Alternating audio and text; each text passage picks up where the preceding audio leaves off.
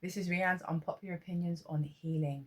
I go on to Reddit, find stories, and expose the emotional patterns that most people avoid. Now, if you've ever felt like everything seems to be your fault, this one may feel familiar. This is not gossip, this is emotional anatomy. Let's go. Am I the a-hole for telling my parents that I will not attend a family event for how they treated me last year?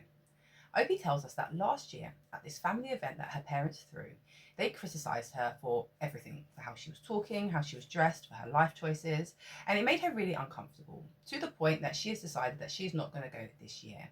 Her parents have said that she is overreacting and that the event is about togetherness, not her feelings. So Opie is asking us, is she in the right or is she in the wrong for protecting her mental health and not going to the event again this year? So let's do this. Whoop. Now let's slow this down. OP sees this situation as her parents basically disrespecting her, disregarding her feelings, and it's likely something that has happened to her before. So now she has got the inner strength to be able to confront them and set a boundary. You know, I will not come again unless you can guarantee me that you will be kinder and more respectful when you are speaking to me.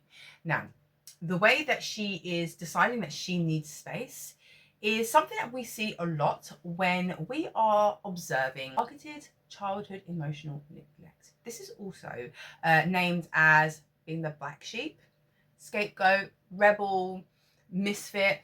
Now, I'm doing a lot of this because using names are a deflective tactic used in dysfunctional family systems to avoid the toxic way in which your family is treating you.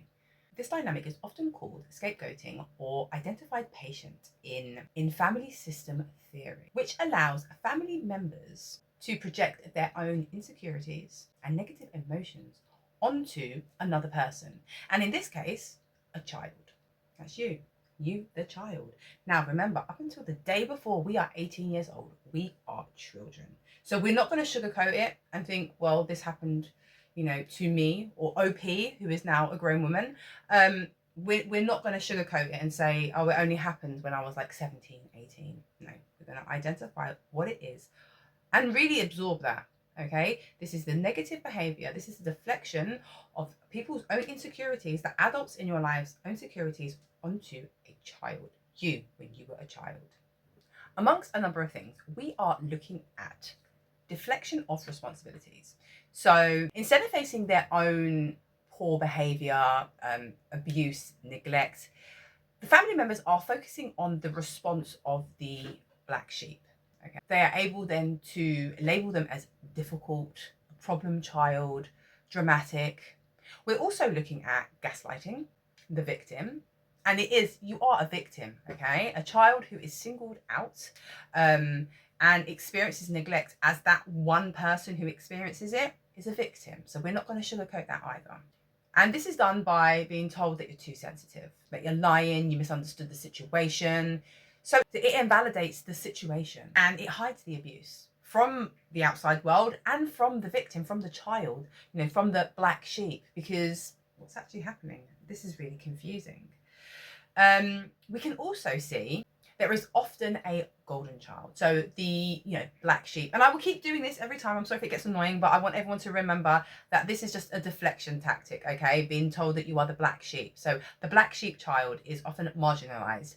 And so the golden child gets to be, praised, even if they're not doing anything that perfect, even if they haven't got amazingly perfect behavior, even if they did, it's still, the big difference is the differentiation of the behaviors of how two children are treated really different. One can do no wrong, one does everything wrong all the time, regardless of what it is. Now there are key aspects into the type of child that is treated in this way. Okay, the black sheep child, the emotionally neglected, because remember, this is what a black sheep is, emotionally neglected person. So they were quite likely going to be truth teller. They stand up, challenge, refuse to be silenced about the abuse in the home or toxic patterns within the family. 2 goes to non-conformity, resist the pressure to follow family traditions, whether that be in the career or modeled behavior. Children who are targeted are often more sensitive and creative than other members of the family. They feel things more intensely, which is the reason why they feel compelled to, speak up, to resist, to stand up for themselves for what is right and what is wrong. They are also quite independent, which leads to a perceived, mostly inaccurately, lack of loyalty or selfishness. Now, I think it's really important to point out, I mean, that's not an exhaustive list, that's just a few things that I've pulled out. And actually, they're pretty good qualities to have. So I think it's a little bit easier as well to see why some of us are ended up being pulled up as this black sheep, as the rebel, as the misfit, because we have these qualities within us that are hard to hide, that make you feel compelled to act and to stand up and to be the one that says no, or the one that ruffles feathers a bit. This subjection of always being the one who's in the wrong, always the one who gets treated differently, leads to a number of things. And again, this is not an exhaustive list. It's just a few things to highlight that I think some of us will resonate with. It leads to isolation and rejection. That's in your own family. It's very self-explanatory. Internalized shame. Am I wrong? Am I always the person who does the things incorrectly? Am I a bad person? Psychological distress, which can lead to depression, anxiety, low self-esteem. Now, it's also really important, and I'm going to say this so many times, it's so important to realize that if it was you, it's because you were cut from a different cloth. When I look at this emotional pattern, all I can see is Matilda, in the film. And I know Matilda is magical and her family is not, but you can see how that family dynamic, and I know obviously it's a film, so it's kind of played down and you're not looking at that neglect as deeply as it actually is. But we can see on two sides. We can see her mum, dad and brother, and they're just like really low vibrational. And I know she's magic, she makes things fly. But there's two completely different dynamics happening in a family, and there's just one person on their own striving for what's right and who they truly are, and then there's other people who just don't have that connection, and they're kind of a unit that is against Matilda, you. And let me tell you, your magic is the ability to speak up, to resist pressure, to be your authentic self, which is what triggered the other people in the family to respond to you in that way, because it forces them to look into a mirror and recognize all the things that they don't like about themselves, that they are not ready, they are not willing, they are not able to confront and figure out for themselves. Okay, so that is the reason why we trigger people when we are being our authentic self. So that is the magic that you've got in you. You are just a different cut of material. Recognize that other people have stresses in their lives. We know that family life is complex. It's not just 2D in the way that I'm putting things out and observing them. However, we also recognize that people are responsible for the way in which they treat you. It is a decision, whether it is conscious or not. We all choose the way in which we treat people. So when you are being singled out, when throughout your childhood you were targeted, and you had that emotional neglect that other people didn't have, that was a conscious decision. And yes, there may have been also siblings or other family members, but we're talking about our parents or leading adults, because those are the ones who lead everyone else. So we want to be really firm in seeing that it's a decision to treat other people in the way that we do. This takes us to the loop. Now, for every emotional pattern, there is a loop. And that is the thing that keeps us within that space that we don't want to be in. It keeps us in the space that is consistently triggering us and keeping that loop, that band going round and round like that. So the loop that we are looking at today is, as the emotional pattern is called, the loop of targeted childhood emotional neglect. So first, let's say we start up here. One is the trigger. The trigger is acting differently. So, you resist, you stand up, you defy something. Now, that goes swiftly down to the scapegoating projection. The family is unable to face their own issues, whatever they might be, and they project that onto the child. That leads us up to isolation. The victim, the child, feels misunderstood, which leads to feelings of worthlessness, depression, self-doubt. Then we go up to the defensive reaction, acting out, that constant criticism, that constant blame causes anxiety, causes us to react badly, even become people pleasers to avoid conflict.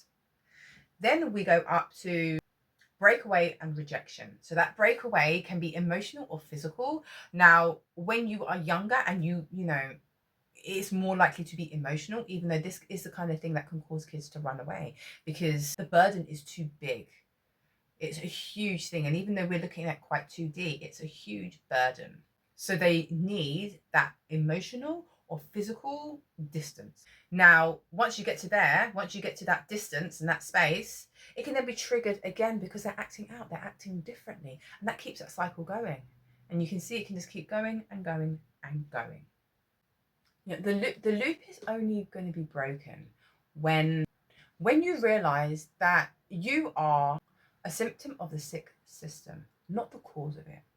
When we start validating ourselves, and the people who are most susceptible to this kind of emotional pattern, to being told that we are the problem, we are the black sheep, you're already a truth teller. Yeah, you already don't conform to other people's rules and traditions if they don't make sense. You're already creative, you're already an independent person. So we have all of that inside us already, and we just have the weight of that emotional burden. Yeah, and I know I say this a lot, but when I'm talking about it, it's very 2D. It's very much on the platter, and it's very complex when it's actually on your shoulders, isn't it?